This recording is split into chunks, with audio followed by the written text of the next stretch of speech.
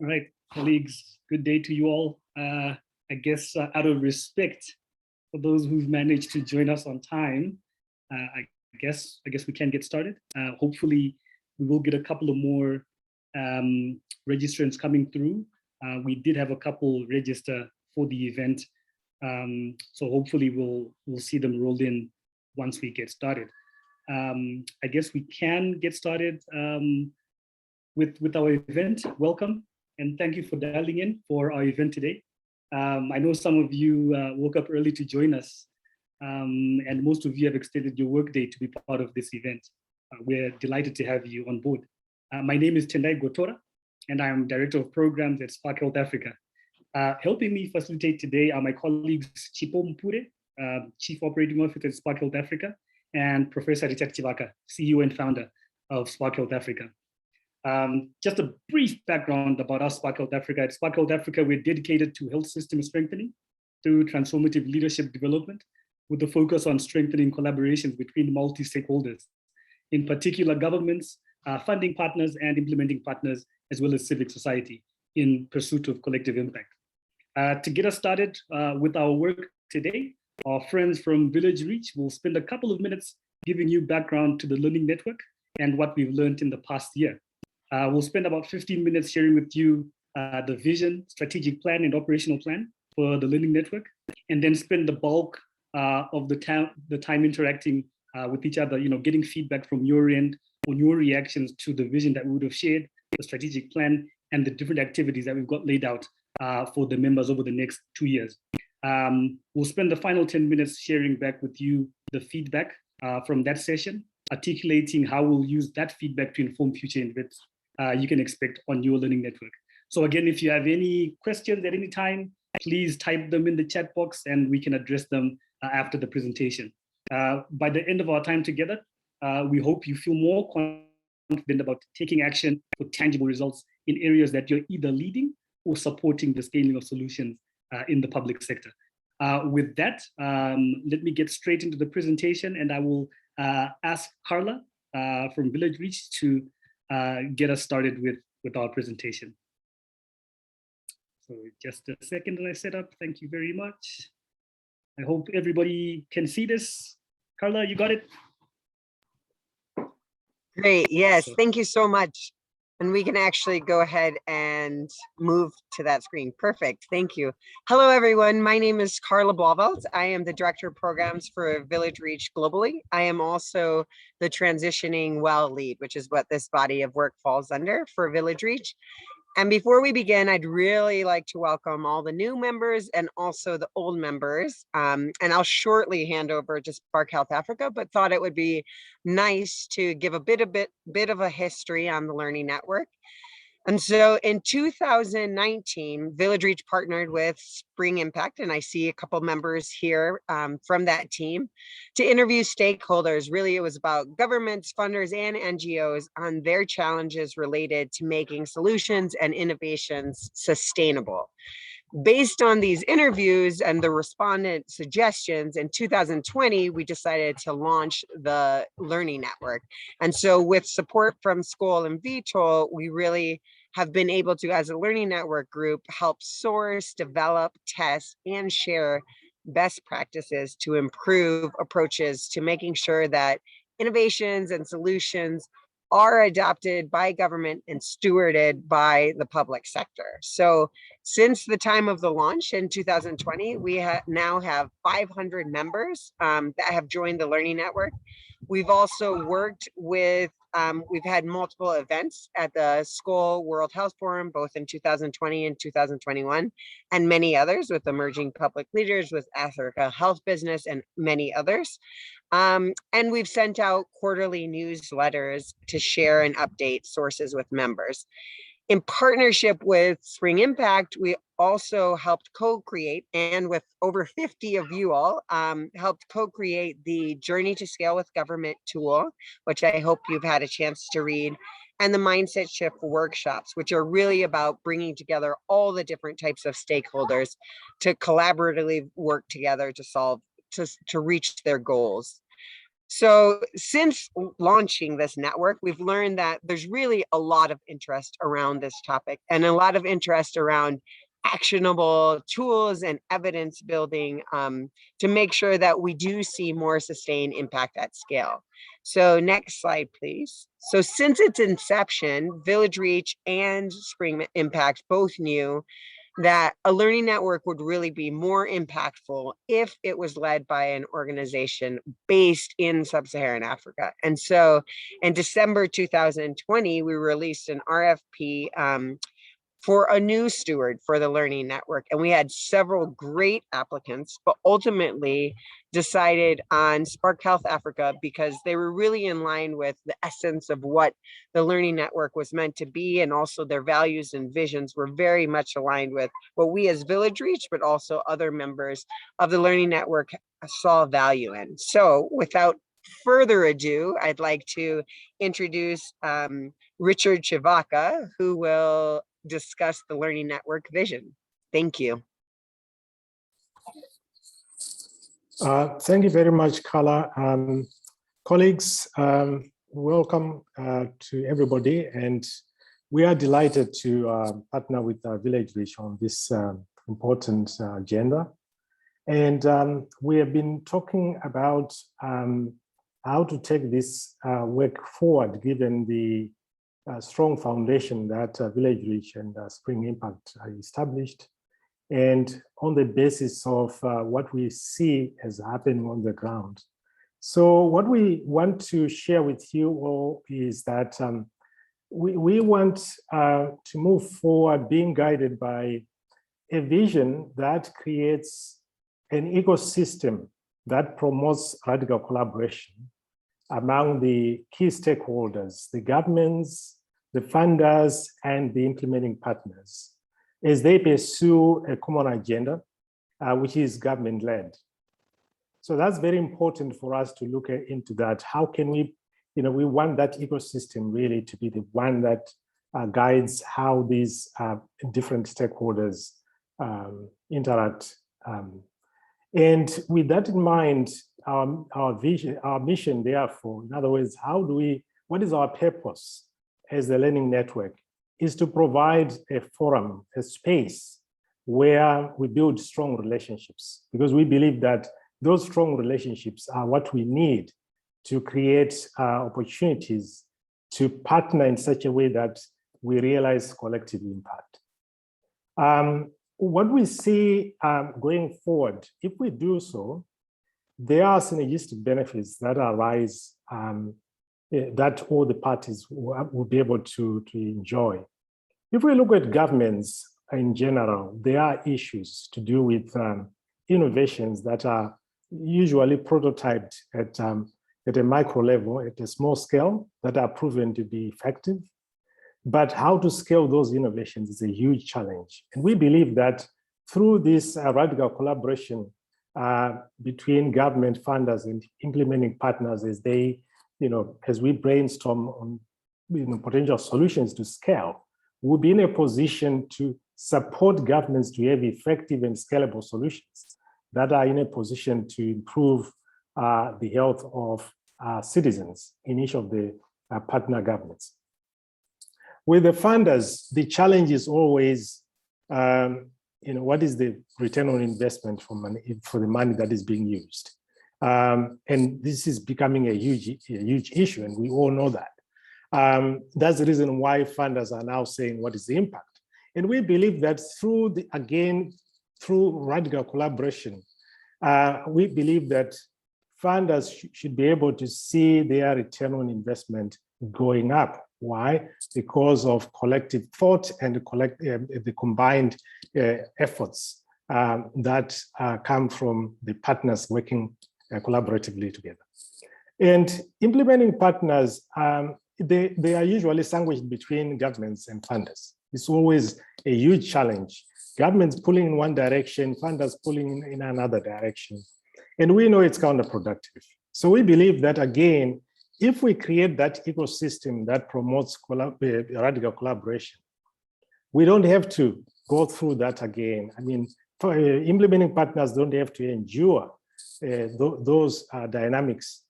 So implementing partners can be supported through the ideas that are generated via the conversations on this platform to create an enabling environment that supports the development of innovations. So this is the vision that we believe will guide us going forward. And we'll be asking those who are here on this platform for their reflections on this vision and also our purpose as a learning network. And my colleagues Chipo and Tendai will elaborate on what we believe should be the next steps. So I'm going to ask Chipo to come in and share with you the strategic plan that we have worked on. And Tendai later we'll talk about the operational plan. Thanks. Thanks, Richard. As mentioned, my name is Chipo Mupure. I'm the Chief Operating Officer at Spark Health Africa. So in order to realize the vision as explained by Richard, our initial focus will be on improving the individual states of governments and funders. Although this is the entry point, the implementing partners are an integral part of this ecosystem, providing useful insights that inform the pain points, cross-cutting challenges and opportunities amongst governments and funders. We will achieve this strategic focus by delivering on 3 objectives. And the first one is really around improving the individual state of government. The desired outcome there would be to see greater ownership of the agenda of system transformation through innovation. The second objective is really on improving the funder partners' individual states, where the objective is to see shifts in the manner in which resources are deployed with funding partners providing suitably tailored resources through genuine partnership. Finally, the third objective addresses the intersection between government and funding partners, where we aim to see mutually beneficial relationships between governments and funders. So at a high level, we will measure success by the number of members mobilized to join. We will actively seek out new memberships from across governments, funders, and implementing partners. And for those of you who are on the call and are not yet members, would strongly encourage you to actually become members. We'll also measure success by the level of engagement and participation of members through the different, as you'll see it, and I will take us through the operational plans, some of the concrete activities that we'll be engaging in. So success for us would be the level of engagement and participation of our members. And finally, by the changes in the knowledge, behavior, actions and relationships of members. Let me hand over to Tendai to talk about how this is actually going to look like at an operational level. Thanks. Great, and thank you, Chipo and Richard, for just setting, I think, the strategic vision and strategies that we've set out for the Learning Network. You know, for us, a big theme that we're using for the next 2 years is around bringing impactful collective action to the heart of the Learning Network. So, you know, as far as key activities are concerned, this re-engagement webinar that we're hosting is part of that action, right? If you recall, for those who've been on the network for long, the communication was sort of unidirectional, coming from the network itself to the members, and there was good reason for that. As we were setting up, there's a lot of mechanical work that needs to be done to get the body of work to move. So that was for good reason, getting started in that regard, in that manner. But going forward, what we really want, and starting today, is to get input from the members. After having shared the vision, shared the strategic and operational plan, hear from you. What are the things that you think will work for what we're trying to do on the network? So again, that sort of leads us to the next step, where we hope that going forward, our newsletter is contributed to by the members. The members should be asking, what's in it for us, right? So this is exactly what we're trying to bring to the membership, to say, this is your network. What would you like to see in the newsletter? What's going on in your spaces? What is going on in the context within which you work? What is working, what's not working? And you let us know, so that we can also flag those things in our newsletter for the greater benefit of the membership.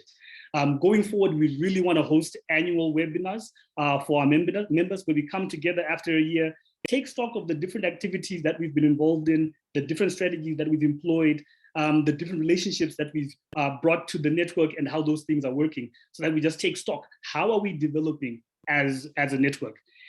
The lessons that we'll be learning are going to be packaged in articles where we will co-author with the different membership on the different topical issues emerging from the Learning Network.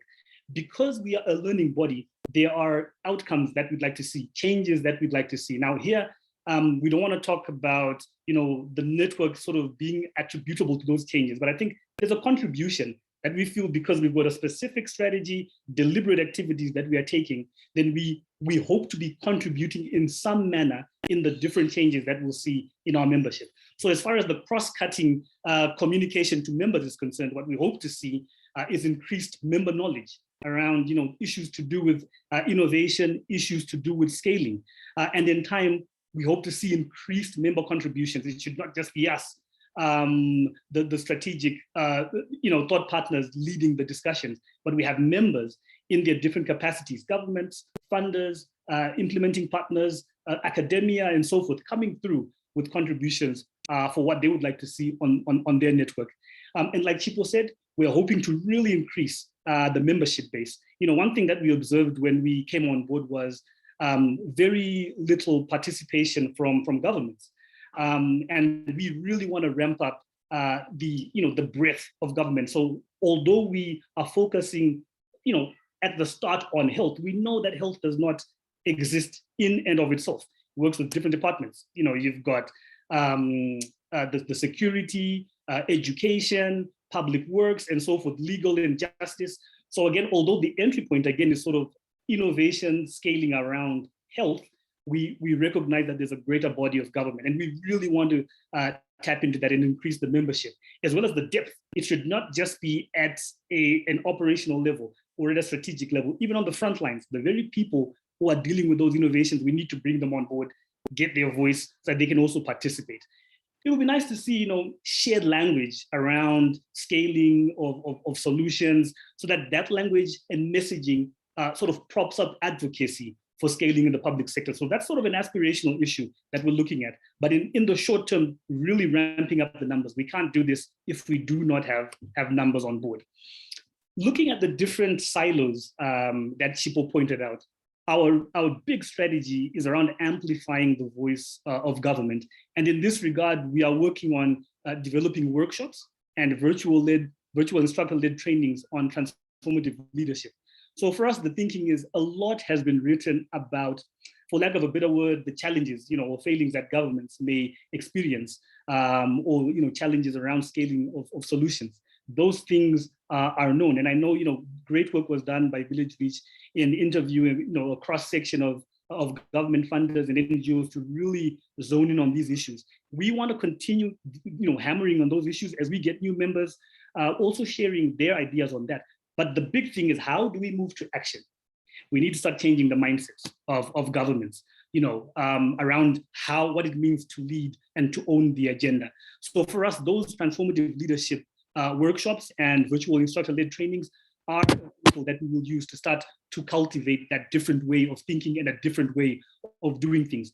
On the back of those trainings, we're developing a series of webinar events so that governments have a space where they come and share their experiences working with funders and implementing partners to scale solutions. We believe, having your own space, we're not saying it's only for government, everybody's welcome, but we really want to see government, being the panelists on those events and really opening up on their experiences, working with the different stakeholders. Looking to the future, we're looking to secure funding to establish a government community of practice to foster shared learning. Again, a lot of work is happening in the different countries. We need to create a space where these lessons are collected and shared with the greater community interested in scaling of solutions. So what are the changes that we'd like to see? What we must see, again, numbers count, is increased government representation at all levels, strategic, operational, and the front lines. Because of the interactions that we'll be having, especially on the communities of practice and the webinars, we are hoping to see changes in attitudes and behaviors. And what do we mean by this? Very often governments would sort of give the responsibility, if you want, or of driving scaling of solutions to the funders or the donors, thinking, as governments, we're not known to be innovators, we're not known to be to be creative. And that is the very mindset that we'd like to challenge, starting from thinking about continuous improvement at a local level. Those things count as innovations. They don't necessarily have to be novel issues when we talk about innovative solutions. So for us, bringing that home to say we need to think differently as government leaders about what it means to be an innovator, what it means to be a driver of these issues. So for us, we want to see increased urgency, increased importance, relevance around the issues of scaling of solutions. So for us, that attitude, that behavior is important. And what that will do, it will sort of lead to an increased awareness on the mindset required by governments to be owners of the agenda, really taking ownership of their household and saying, this is the kind of solutions that we require, increasing our demand for these different solutions because we are much more aware of what our communities require. Going to more to the policy level, we'd like to see increased strategic planning on scaling solutions by government, not just waiting on the sidelines for the different partners to come in with their way of thinking around what needs to be done. Our governments need to take a stand on that and start adding strategic planning on scaling of solutions to their agenda when they do their planning in the planning years.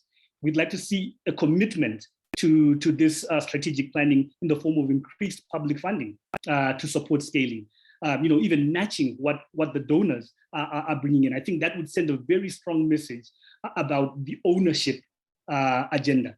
Again, it would be nice to see that language around scaling of solutions propagating itself and creating a buzz within the government. Like I said, it's not just about the government in health, but the government in its entirety. It would be really great, to have the ministries of finance again on board, talking about scaling and supporting the different departments, including the health department, because of the language that we are sharing.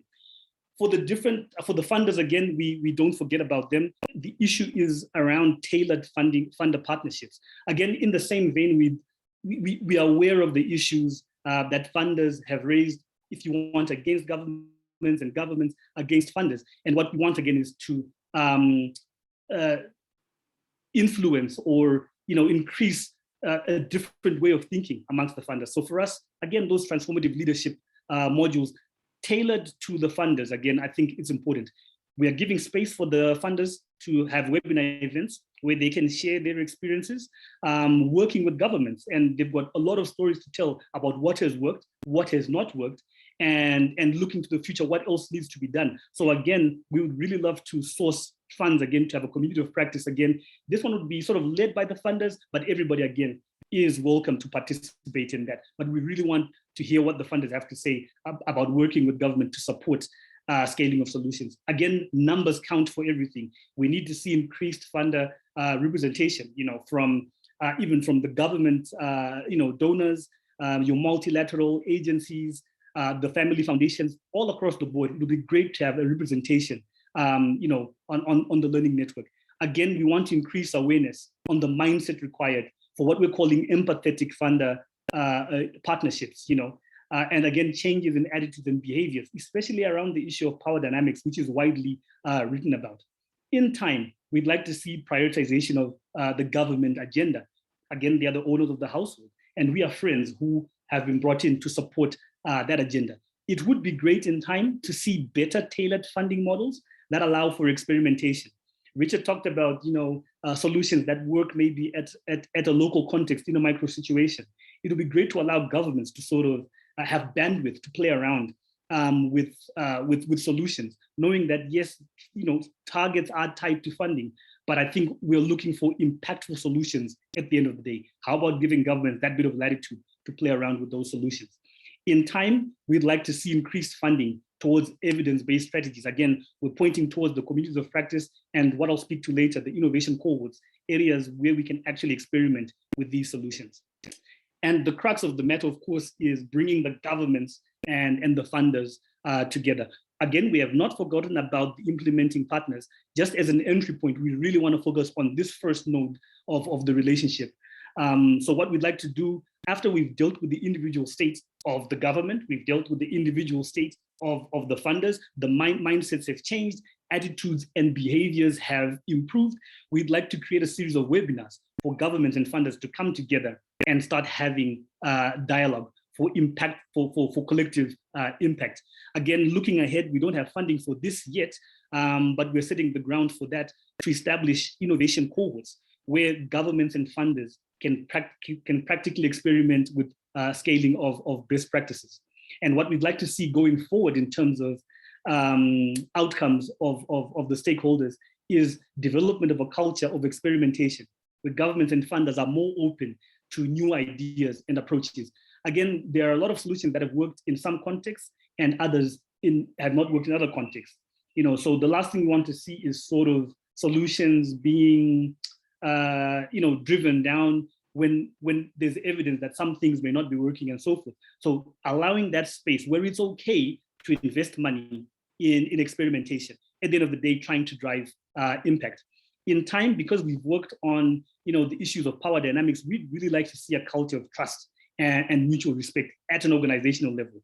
And then if we build that up at a policy level, we'd like to see governments developing policy that supports the scaling of solutions because of the different way that we are thinking about things. So colleagues, I've spoken a lot about the activities that we have planned out. Richard spoke about the vision and Chipo about the strategy that we're going with for the next 2 years. At this point, I'd like to open up for the group to just talk about what excites us about the vision and the strategic and operational plan that we've shared with you. We were hoping that we'd have sort of an interactive session where we'd be writing on a board, but technology at times can be difficult. I'm hoping we can just open up the forum. Feel free to use the chat box. If you have a question, you can write it in there. If you have a comment, by all means, please do so. I'm happy to unmute folks so we can also verbalize. That way we can get to know each other and hear directly what your thoughts are on this. Thank you very much. Thanks for listening. And I'm opening up the floor to you colleagues so we can just discuss your feedback on this particular question. Thank you.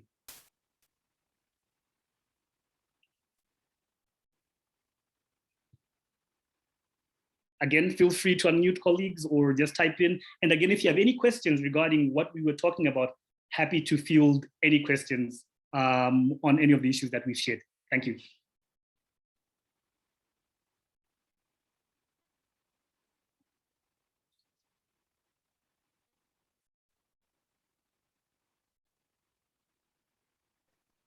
Hi everyone, I guess I'll start. I'm Florence David, a consultant with emerging public leaders, and this is all very exciting to hear.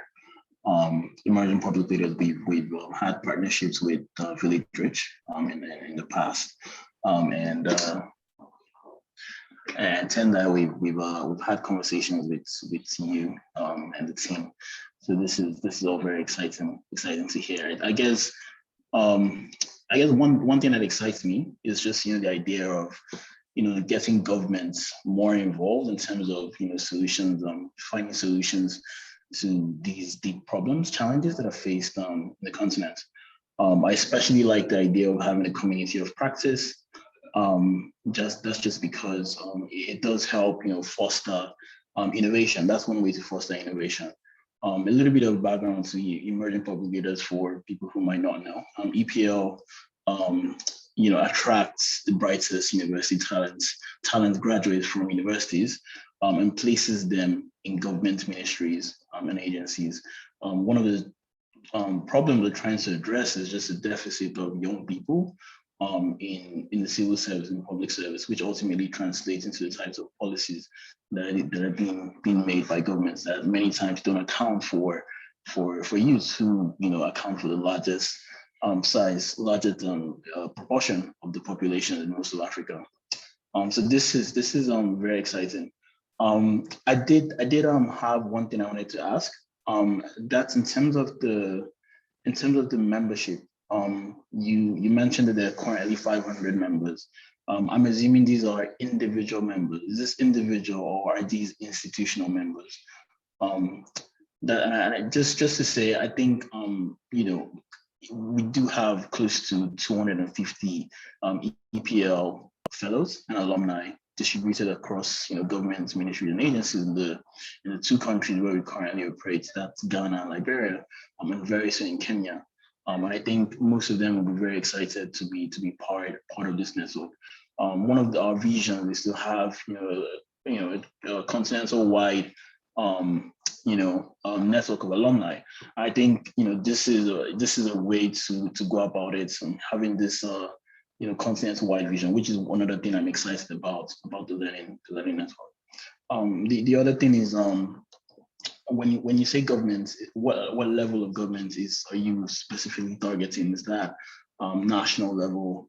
Is that subnational level? I think those are the two things I wanted to know. But again, very excited about it. I think it's great to have a network of this type, and I think EPL would be a great partner. And to the point you made about expanding beyond the health sector, this is where I think for us, our fellows are distributed across ministries of finance, Ministry of Education, Ministry of Industry and Power. So I think this will be a good sort of partner for this network. Thank you. Thanks, David. Appreciate your comments and your questions as well. And to address both your questions, for the first one, the membership is individual, of course, naturally spread across different organizations. And what we've seen again is it's largely around the implementing partners we've got. I think they're the bulk of the membership, and then followed by the funders. And then lastly, the governments. And then to your question again, the second one, at what level are we targeting? I think the entire spectrum. Currently, when you look at what we have, it's sort of at a national level and subnational. I think particularly the high administrative level. So it could be at a provincial level and the district level. We don't see anything wrong. In fact, we encourage having the frontliners, because at the end of the day, everything sort of cascades down to them, and they have firsthand experience of these issues. Now, granted, when we're starting, I guess, like we are now, it's helpful to start sort of at that strategic level, at the level where, if you want, the deals happen and the strategic planning happens. But at the end of the day, we need to include the folks who are actually implementing these things. We would even say, in terms of the membership, the long-term vision, who are we creating these solutions for? If we don't have a voice of the communities for whom we are crafting these solutions, in fact, they are part of the solution. In fact, the solution comes out of them. I think we will be doing a great disservice. So I think in the long term, we need to think about how do we broaden the membership even to include civic society, so that they are not just recipients of the benefits, but they are co-creating these solutions with us. Very excited about what you mentioned, having 250 strong fellows on your end. And I know we spoke about the experience of government or fellows in government in countries that are sort of broken down. The stuff that Liberia went through is very difficult. And then you compare what fellows in Kenya, for example, a structured economy, or South Africa are sort of going through. Bringing those different lessons to the network, I think, could be very helpful. Even when the donors are listening to what these fellows are saying, I think it'll hold a lot of weight. So, David, I'm hoping we can follow this up afterwards. Absolutely excited about tapping into that network, and we're also just excited about increasing, the breadth and depth of our membership. Thanks for that.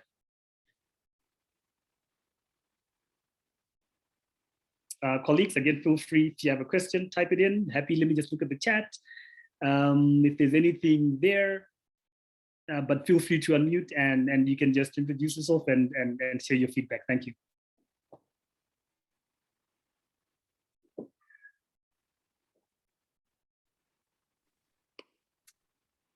Hi, everyone. This is Chipo again.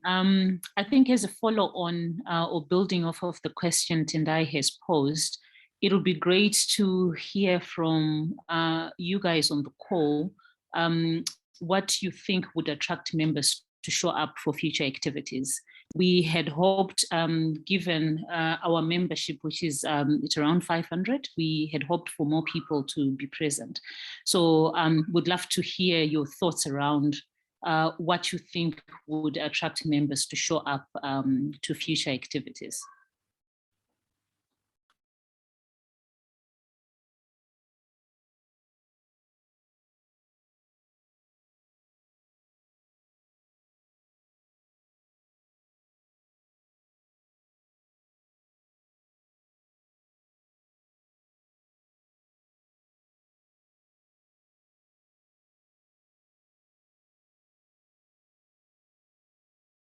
Tenda, this is Flourish again. I think just it's sort of like a practical matter. It would have been helpful to have some sort of agenda. I'm not sure if that was included in the email, just in terms of what the meeting will entail, just a practical matter. And then also speaking of practical matters, you mentioned I can't remember who said it, that we can actually join the network now. How do you actually join? What is the practical, except if we're coming to that later, but what's the practical sort of like platform to join? Thanks. Sure, thanks, David. And we know when we had sent out the initial webinar invite, it had the agenda where we were describing, the main goal, which is to sort of reconnect with members. Like Chipo said, we've got 500 odd members, and communication was sort of unidirectional. And this time around, wanted to bring members together for the first time and interact, and then sort of share the new direction for the vision of the network and the plans that we had laid out. So we're really hoping that members would sort of want to be part of that shift that we're making from the previous way of doing things. So the agenda was there, but point noted, absolutely, David. I think we can make that a bit clearer next time going forward. In terms of joining the Learning Network, I'll share a link just now on the Spark Health Africa website. So that is where we are housing the Learning Network. Again, that's a change from the previous way we were doing it. So there is a page to be joining the Learning Network, and then we can get you up to date in terms of the past, newsletters, so you get up to speed. We'll have a program for you to get you up to speed, and then moving forward, you'll be up to date. So happy to share that in a second. I think, Amanda, thank you for sharing that. It's up there. So once you click that, we are connected. And again, like we said, we really want to create a space for the different members to know that there is room for contribution for what you would like to see on the platform. I guess I did have, Chipo, I'm not going to bypass your question. I know it's an important question that we'll get to, especially as I know, Carla, you raised the same issue around the next steps. Again, today, seeing where we are in terms of numbers, what we wanted to achieve, which we need to sort of rethink, and then going forward, how do we catch up on that issue? And I will have us deal with that. But I guess more substantively, I know you all have different experiences, within the different networks or platforms that you participate on. And again, we're a learning organization, a learning platform, and we really want to learn from others. What is working, what different vehicles or media are you sort of using to engage with your members on your end. So again, it would be helpful if you could help us think through, even though you may not be government or you may not be a funder or an implementing partner, to sort of put yourself in the other party's shoes and think, if I were government, what they have shared, is that something I would like to see, or what excites me about what they've talked about? So I'd be happy for us to sort of address the second issue so that we can look forward again, I think, to what we wanted to achieve, and how we can sort of catch up on that, seeing that we didn't quite make the numbers today. If you have any reflections on the different activities, even strategically, are we thinking about it correctly? Happy to get your thoughts, colleagues. Thanks.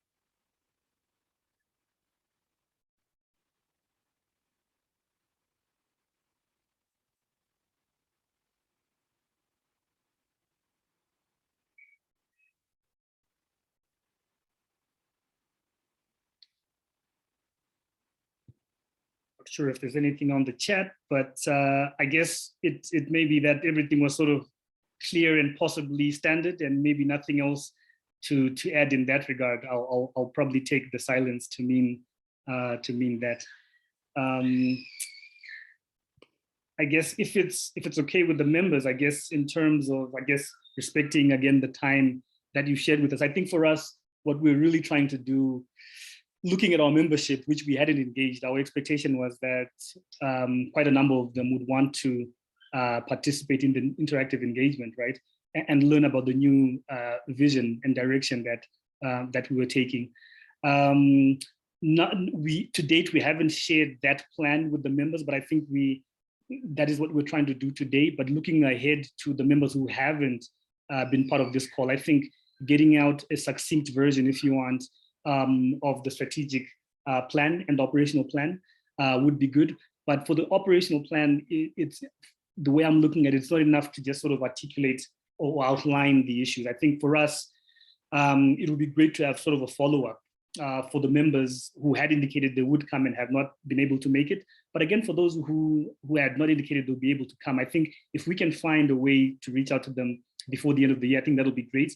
Because looking ahead, what we really want to do is start ramping up our numbers in terms of the different stakeholders. We can't have the mindset shift, the transformative leadership workshops, if you want, with the paucity of numbers. So for us, really ramping up those numbers is important. But I think attaching, a credible agenda that interests the members, I think that's something that we need to start reflecting on looking ahead.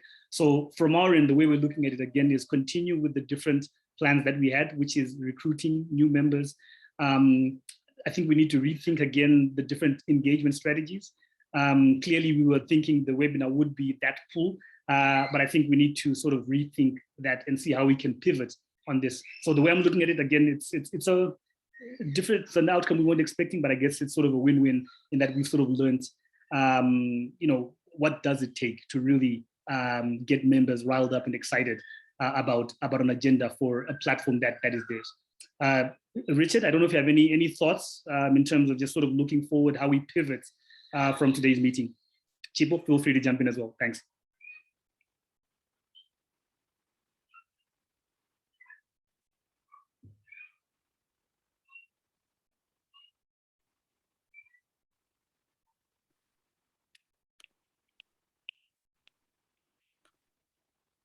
Thanks, Tendai. Sorry, I had a quick power cut there. I think what you suggested makes sense.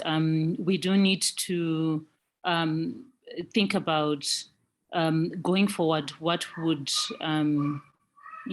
it take to get more participation from people? I think this is a great start, given that engagements before then were really about the newsletter. So I think we are setting a baseline. So going forward is really being a bit more aggressive about targeting the different stakeholders we need to be on board. Thanks. Great, thanks, Chipo. Yeah. In addition to that, obviously we are going to engage the existing members to learn more about. I think you mentioned this issue of the ways to reach to them. And I think also to engage with new members. And David, thanks for expressing interest in bringing in your members into this. We are really excited about this opportunity because we strongly believe the time is now to move away. As we have said, we have been talking about this. I mean, governments complain, funders have issues, implementing partners have issues. And I think that what we have also seen, especially with COVID has demonstrated to us that until such a time when people really just come together and focus on a common agenda, it's difficult to address these issues. And the success stories emerging out of COVID is because governments, funders, implementing partners, they are all focusing on one common agenda. And they understand that they win together, they fall together, they rise together. And I think for us, we want to use this opportunity to now say, well, how do we move forward? And therefore, for those who signed up today, who attended today, our message is very clear. This is something that we're excited about, and we would like you guys to also engage with colleagues back in your work environments and friends that you know that we are charting a new course, a course where we are saying talking is not enough. Can we produce actionable steps through this network? Those actionable steps providing strong input into government's own planning, funders' own planning, implementers' own planning, but collaboratively, these coming together to plan in such a way that at the end of the day, we see impact. And that is very, very exciting. And we will also see, in a way, we'll